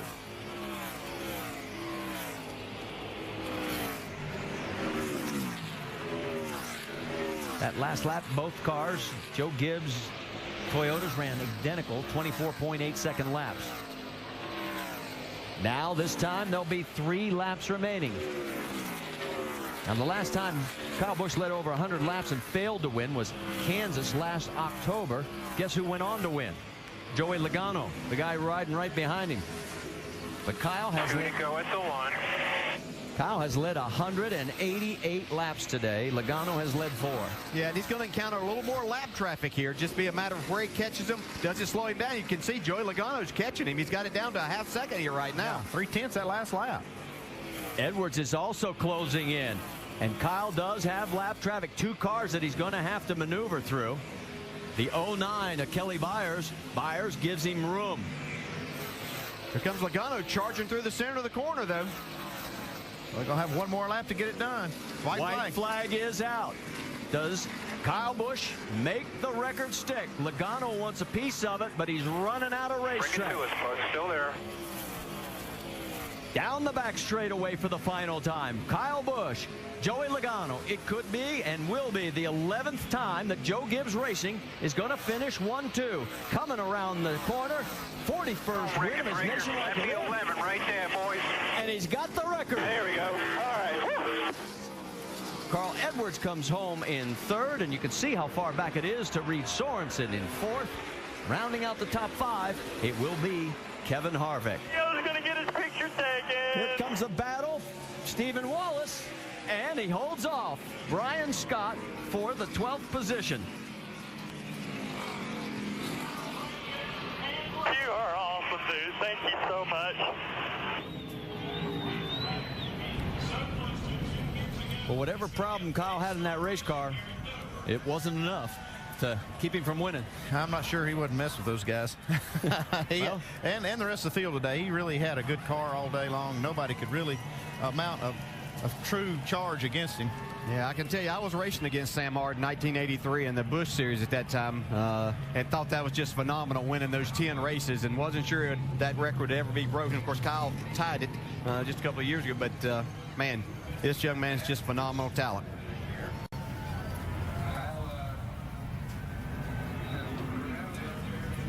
Just a matter of where he's going to set this record now before we get to the end of the season. He's going to have a few more chances. Well, and we pointed out a while back, I mean, if he had run every race this year, he would be the points leader.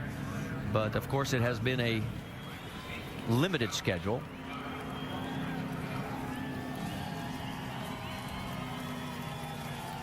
You can hear the crowd. A few boos, but for the most part, a lot of cheers, because I think they realize 11 wins in a season, a new record.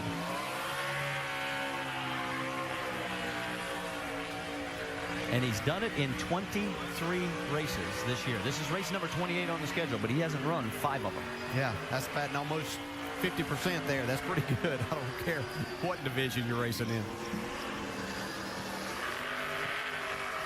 And he's got the burnout process down pretty good, too.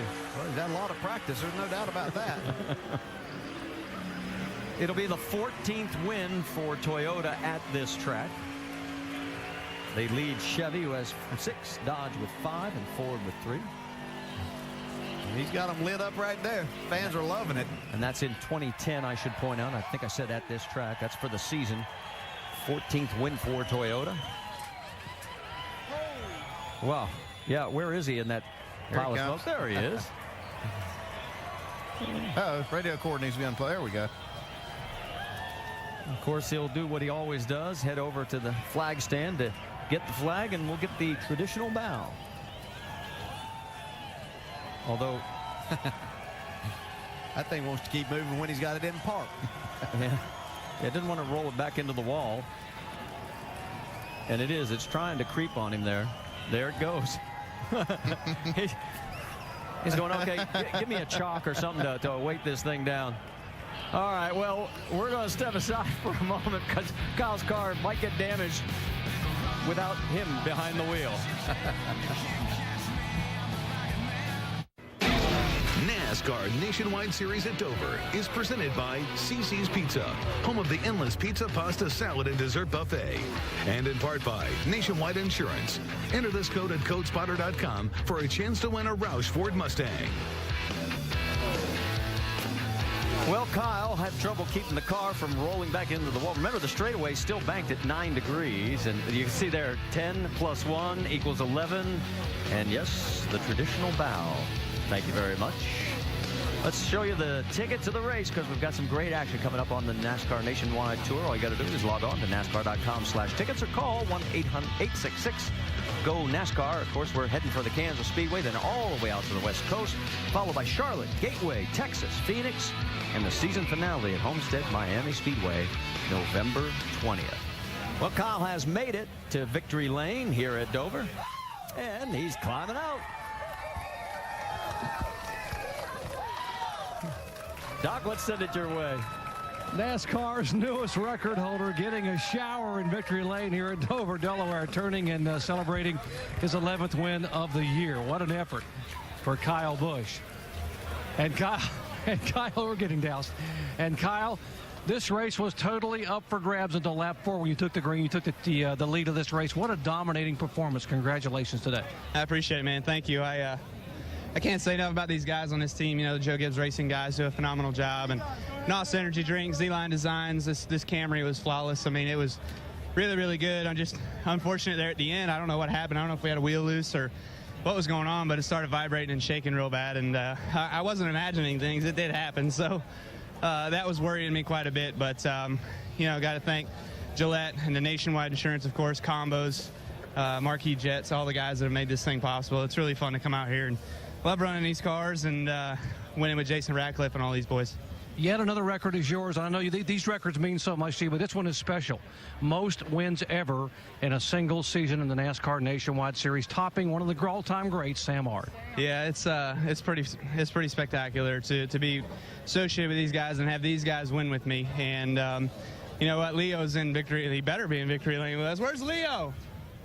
Where's Leo? There he is. Leo's here. This is his first time in victory lane. I told him, I says, if I ever break 10 wins, you're coming to victory lane. And sure enough, we did today. And it's cool to get a guy like that to victory lane. He's superstitious for some reason, just doesn't like coming to celebrate, you know. He says, that's what we're here to do. We're here to win races. What's there to celebrate? So, but we're celebrating tonight. Back in May, the win on Saturday had enough momentum for you to be able to do the same thing on Sunday. What about what could happen here tomorrow in the Cup car? I don't know. I'm certainly hoping that it pays due tomorrow as well, too, with our Interstate Batteries Camry. I mean, it was pretty good in practice. Unfortunately, you know, we were kind of battling back and forth between tight and loose a little bit, but Dave and I were really communicating well and talking about things and really trying to strategize what we should do, and learned quite a bit here today with this thing, so I'll take that knowledge and go back to Dave with it and talk to him tonight and see what we can work on to try to make sure that thing gets victory lane. Just between you and me, you want to share what you learned today? Nope. All right, hey, go celebrate. Congratulations. You put the mic in my face. What do you think I was going to say? Okay, Kyle Busch, a record setter here in Victory Lane at Dover, Delaware. Dave Burns. And with Joey Logano now breaking things down with crew chief Kevin Kidd, and unfortunately, another second place for Joey, the 6th one this year, the 3rd one to your teammate. And it sounded from what you shared on the radio and maybe what you were talking to Kevin about, that a similar issue with not getting to victory lane, getting up to speed quick. Yeah, we're no good on restarts, and we've been that way all year. I don't know why it takes us 3-4 laps to even be within 2/10 of the car in front of me. It takes me about 15-20 to equal out, and then I try to go get them, and that's why we lost today. Last few laps we were really fast. We're just we just weren't good enough. We weren't that good in the beginning of the race. We were a 3rd place car. And, we worked all day to become a 2nd place car. And I feel like at the end we had a car that was good enough to win, just too late. And, it's 2nd. Like I said it stinks, but it's better than 3rd. So we'll take it and move on. It just 6 2nd places. I want to win one of these things eventually. He will. I have a feeling the W is not far away. Jamie? And Carl Edwards brings it home 3rd after a dropped lug nut. You guys dropped quite a few positions, Carl. New crew chief today. How would you say it was overall? I thought Mike Beam did a really good job, and my pit crew is unbelievable. They do a really good job, and that was one bad pit stop, and I think we had a second-place car, and we finished third, so that wasn't the worst case. You know, it could have been a lot worse. And we had a lot of folks from Copart.com here in Fastenal, and I think it was a good start for Mike Beam and I. You know, it was a big risk to let Drew go over there and work with Donnie Wingo and everything, and I think we made the right call, though, and I think that we've got some good things to look forward to. Will he be on your pit box calling the shots the rest of the races? I believe so. That's my plan, at least, and Mike did a really good job. Hal, the engineer, did a good job, and we were competitive. You know, I could see Kyle and Joey, they're right there in front of us, and last time we were here, we struggled, so I think we're gaining ground. Competitive is good, and you were that today. Carl Edwards brings it home third. Alan? All right, Jamie, thank you. So Kyle Busch leading 191 of 200 laps today. The Joe Gibbs Racing Team leading all but 5 laps of this Dover race. They continue to be so dominant at this racetrack. Kyle Busch breaking the all-time single-season wins record in the Nationwide Series that he shared with Sam Ard. Words to describe the performances you're seeing out of Kyle Busch this year. It's just fantastic. I mean, he is driving the wheels off that car. I mean, to break that record, and Alan do it by dominating today, leading 191 laps, like you said, just an amazing feat. Those guys have got that Joe Gibbs Racing Toyota Nationwide team figured out. They've been doing it week in and week out, and you got to commend him. You really do a great job out of him. Yeah, he matches up so well with this Nationwide car, and from day one of this season, he has been dominant, and he has continued to build upon that. And it's truly it's a pleasure to watch the guy drive these race cars. He's so good, so talented. It's a lot of fun to watch him. He stinks up the show a lot of times, but it's still fun to watch him race. And congratulations, he broke an incredible record that Sam Ard has held for a long time. Kyle's pursuit of the record and the Joe Gibbs dominance here at Dover. One of the stories we talked about starting our coverage. Danica Patrick was another, and how this would be the toughest test yet for her stock car foray. It wound up with a 35th place finish. Let's hear from Danica. Certainly a disappointing and frustrating day for Danica. And when we talked before the race, you said you just hope to go out and run to the finish and learn. Well, you were running at the finish. It was that in between. What can you take from a day like today? You know, it's hot out there. Just take a nice little break in the middle 100 laps. No, really disappointed. It's funny. I was talking, obviously, with the 100 laps I had to talk about it. And, you know, I mean, there's two things. One, every time I think I'm going to do well, I don't do well. And every time I'm not sure what to expect, I do well. And it's just kind of gone like that this year. Michigan was a prime example. I thought I was running well, and we were just loose, and, you know, it didn't go great. And anyway, and then the other part of it is that, you know, I don't know what I need out of the car to be good in the race. I mean, I know what I want for one lap to feel good, but that doesn't mean it's going to be good for 70 or 80 laps. And so, you know, even on that last run out there that I did, which was 30 or so laps, I mean, we freed it up and went out there, and I started out feeling a little loose, and then it kind of settled in, and then I was pushing by the end. So it's like, how loose does it have to be when you start to have a good end? And, you know, I don't know if that contributed to the right front blowing out in the first run or not, but, you know, I was getting to the point where there was so much push, it was chattering. And so, you know, I know now from experience that, you know, when you have a vibration or when the car doesn't want to turn, it's probably losing pressure, and, you know, you should back it on down. But, you know, lessons learned, and they're not fun lessons, and everybody's watching, so it makes it even harder. But we'll get this go to Eddie Carr to the front by the end of the year, and we'll figure it out. Thanks, Danica. Steep learning curve. Yeah, and Vince, interesting perspective there. Lessons learned while everybody's watching. And a tough place to learn some lessons today. And Danica winding up finishing in 35th position. A couple of undefeated SEC rivals matching up on ESPN tonight. Steve Spurrier's South Carolina Gamecocks taking on the road to face Cameron Newton and the Auburn Tigers. It's college football primetime presented by Hampton Hotels. ESPN tonight at 7:45 Eastern. The South Carolina-Auburn game also available online on your phone and on ESPN 3D. For more information, log on to ESPN.com. That will be a good one later on tonight. And as the celebration continues, and take all those photos to mark a very special day, let's hear from another guy who had a good run today. Reed Sorensen finished 4th, Jamie. Reed Sorensen just said, I'm going to be watching that game. South Carolina's my team. But let's talk about your race. You ended up finishing 4th. You guys got strong at the end, but you had some battles, especially with the one car. Take us through your day. Yeah, we were just too loose. And, you know, just it's really hard to race side by side with somebody here when you're that loose. It's because it takes all the air off your right side. And I don't know, one's just racing really hard, but, you know, that's what he's supposed to do, I guess. So other than that, we had a really good car, really good on long runs. I think there at the end, the last 15 laps, we were as good as anybody, if not a little better. just too loose to get going. And we had a good day, though. It was a solid day. We didn't really ever fall back. We always held our own. And pit crew did great. Everybody on the Dollar General team did a great job. And look forward to getting this year finished out and maybe getting a win before the year's over. Well, Braun Racing news this week, they sold to Turner Motorsports. They're looking at a 3-car effort next year. You're the 4th car, of course. What does that mean for you? Do you have any indication of what your future holds with this team? I mean, all I know is I love racing for Dollar General. We're doing a good job this year. We've haven't got our win, but we're getting close. And, I love racing with these guys. I love hanging out with Trent, him being my crew chief, and me and him get along really well and seem to get the car running good. So just keep doing the best I can, and hopefully everything will work out. That's 4 straight top 10 finishes for Reed Sorensen. Vince? Well, we talked at the beginning of the show about Trevor Bayne and how well he's run, yet the future a bit uncertain. Another top 10 today, the 4th time in the last 5 races. Put in perspective the struggle of what's going on off the track and how you balance that to put it forth another good run with this 99 team. Well, it's a tough balance once you step out of the car. It's hard to keep a smile on your face when you don't know what tomorrow is going to hold. But once I get in the car, I mean, it's strictly focused. And we showed that again today. I mean, with all this controversy, everything that's happening, this team pulled together. We pulled off another top 10, ran top 5 till the very end, ended up 6. So we were happy to give out Pet Care another strong run and happy to give these 99 guys a great run with us not knowing whether I'm going to be in the car again. I mean, it's ups and downs, and it's hard to keep moving forward, but we got to. You put your strong foot forward and just keep working toward the next week right now. Will you be in the 99 next week? Who knows? If you know, you can tell me. So that's the tough thing. It's we run this strong, and then you got to wait till Tuesday to find out if you're going to be in it again. If that's the case, I'm sure these guys are going to succeed. They've got great cars here, great sponsors on board, and I've been lucky to be a part of this for so long. And for these guys to give me the opportunity to show what I can do. The cars, they've been so strong. Jerry Baxter's done so good adjusting. It's given me an opportunity to put my best foot forward and show these other guys what I've got. If they aren't able to exercise keeping me in the car, then hopefully somebody else can acknowledge that we've been running so good and I can stay behind the wheel for a little while longer. Yeah, Bayne and Baxter, it's been a great combination for the 99. It'd be a shame to see that break up.